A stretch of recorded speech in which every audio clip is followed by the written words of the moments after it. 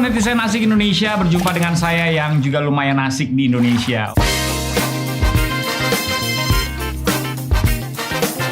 Saya punya kesempatan untuk membagikan apa yang dinamakan dengan etika. Etika, ini bukan menyapa teman kamu yang bernama Tika, tetapi etika itu adalah sesuatu yang sudah muncul dengan sendirinya dalam kehidupan kita bermasyarakat.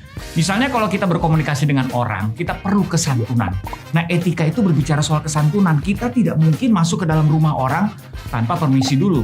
Kita tahu kesantunan itu diperlukan supaya kita bisa menghargai orang lain, kemerdekaan dan kebebasan orang lain.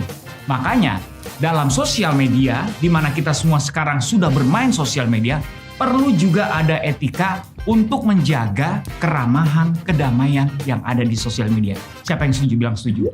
Cakep. Oke, saya akan membagikan 5 etika paling tidak yang perlu kita miliki ketika kita bermain sosial media. Yang pertama, yang perlu kita ingat pertama-tama sebelum kita membagikan sesuatu adalah kita harus memilih, melakukan sebuah penelitian, membaca ulang. Jangan sampai yang kita posting itu ada data pribadi kita.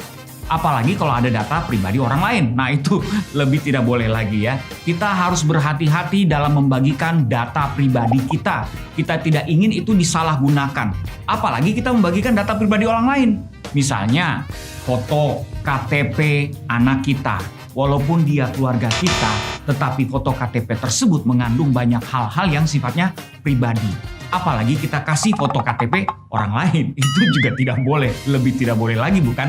Jadi nomor 1 itu, kita harus berhati-hati terhadap apa yang kita posting, terutama apa yang terkandung di dalamnya. Jika itu ada data pribadi atau sesuatu yang seharusnya dirahasiakan, jangan diposting. Oke? Itu etika yang pertama. Etika yang kedua, maaf, jarinya kelebihan. Etika yang kedua saya mau beri judul keripik. Wih, ini bukan ngomongin makanan ya, ini ngomongin singkatan, yaitu pengguna sosial media harus memiliki sikap kritis dan juga harus mau berpikir sebelum sharing kontennya. Kita hidup di mana di era banyak sekali berkembang berita-berita hoax, disinformasi, misinformasi. Kita tidak ingin turut menjadi penyebar, bukan? Makanya kalau kita tidak ingin turut menjadi penyebar, kita harus kritis terhadap informasi yang kita terima. Harus melihat sumbernya, harus memperhatikan bahasanya. Apakah ini valid atau tidak? Kalau kita tidak yakin, mendingan stop di kita. Jadi kalau sudah tidak yakin, mendingan berhenti di kita. Saya mengerti betul bahwa kita punya kecenderungan untuk membagikan. Karena kita khawatir mungkin, karena kita concern, atau karena kita ingin menjadi orang yang pertama kali membagikan sebuah informasi. Nah, untuk itulah kita harus berhati-hati. Walaupun kita memiliki landasan atau motivasi yang benar, belum tentu kalau kita tidak berhati-hati, hasilnya juga akan benar. Ingat, keripik, kritis, dan pikir dulu. Etika yang ketiga adalah buat para pelaku sosial media yang suka sekali mengambil quotes atau sumber-sumber yang valid lainnya. Ini kalau tadi kan kita sebelumnya bicara soal sumber yang nggak valid, tuh kita ngecek dulu nih.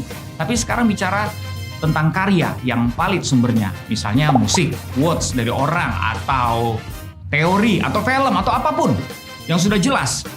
Nah, saya menyarankan kita harus mengapresiasi sumber tersebut, yaitu dengan cara kita mention, kita tulis sumbernya dari mana. Itu namanya kita menghargai ide atau karya orang lain, bukan? Kita pun ingin karya kita dihargai. Kalau kita ingin karya dan ide kita dihargai, kita pun juga harus belajar menghargai karya dan ide orang lain, bukan? Setuju? Etika yang keempat adalah ini sangat umum dan saya yakin semuanya setuju, yaitu kita harus memperhatikan gaya bahasa kita. Kalau kita bicara aja bisa suka salah, orang suka susah mengerti. Apalagi kalau kita tulis, bukan? Karena tidak ada intonasi di situ. Orang sudah sulit mengerti sebuah kalimat yang ditulis apa adanya. Kadang-kadang bisa salah juga mengertinya.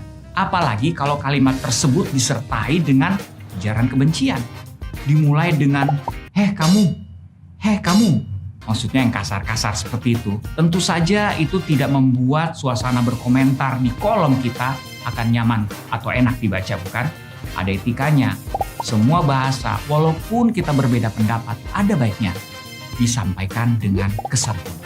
Yang kelima, ini saya menyarankan dan saya percaya ini bisa menjadi sebuah etika yang baik kalau kita membuat akun sosial media dengan sebuah kejelasan. Saya tidak berbicara soal data pribadi yang harus dibagikan, tetapi penting sekali untuk menjelaskan keberadaan kita paling tidak dengan gambar. Kenapa demikian?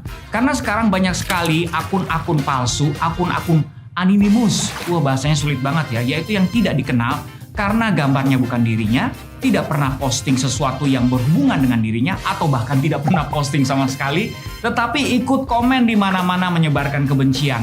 Nah, itu harus kita waspadai. Kita tidak pengen menjadi akun yang seperti itu. Kita jaga sama-sama etika di sosial media. Itu dia kelima tips saya untuk etika di sosial media.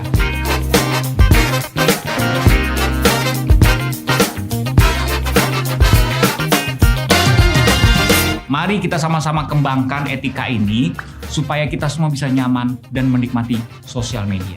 Setuju? Setuju.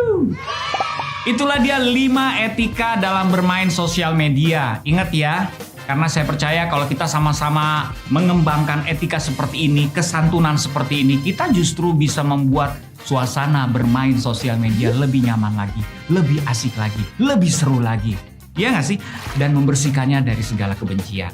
Nah, itu yang ingin kita wujudkan di Indonesia ini. Hey, jangan lupa ikuti juga Siber Kreasi kelas lainnya. Bukan cuma ini aja, banyak kelas lain yang seru dan juga bermanfaat. Banyak sekali yang bisa kita dapatkan di sana. Oke? Jadi kita ketemu lagi di Siber Kreasi kelas berikutnya. Bye!